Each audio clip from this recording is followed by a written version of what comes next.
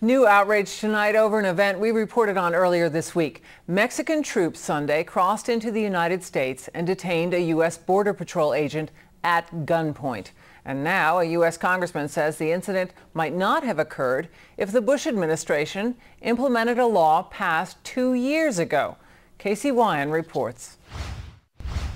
In the Arizona desert south of Ajo Sunday, armed Mexican troops crossed the U.S. border and for several minutes held a U.S. Border Patrol agent at gunpoint.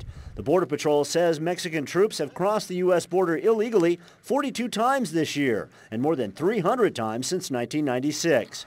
The U.S. State Department says the latest incident occurred because of, quote, a momentary misunderstanding as to the exact location of the U.S.-Mexican border. The Border Patrol union strongly disagrees. The border is marked down there. They jumped over a barbed wire fence 90 feet to the west of where they came in. There's a large vehicle barrier, and we don't understand why this continually goes on, and every time it happens, it's a misunderstanding. We don't think it's a misunderstanding. We think it's a crime. U.S. Congressman Duncan Hunter Friday wrote to the Secretaries of Homeland Security and State, demanding to know what action is being taken to stop Mexican military incursions. He says the recent Arizona incursion wouldn't have happened if the Bush administration had simply complied with the Secure Fence Act of 2006. It mandated 700 miles of double-layered fencing be built along the border, including the area where the Mexican military crossed last weekend by May of 2008.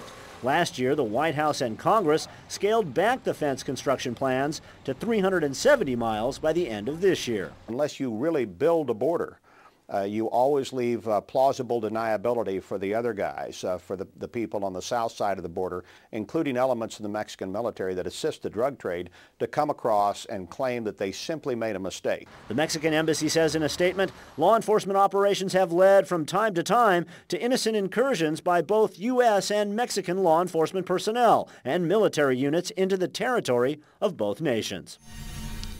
A spokesman for the Border Patrol says its investigation into the incident has determined that there is now no question Mexican troops were in fact inside the United States. The Border Patrol adds that it is still, quote, working with the Mexican government to ensure that this ceases to occur. Kitty? Thanks very much, Casey Wyan.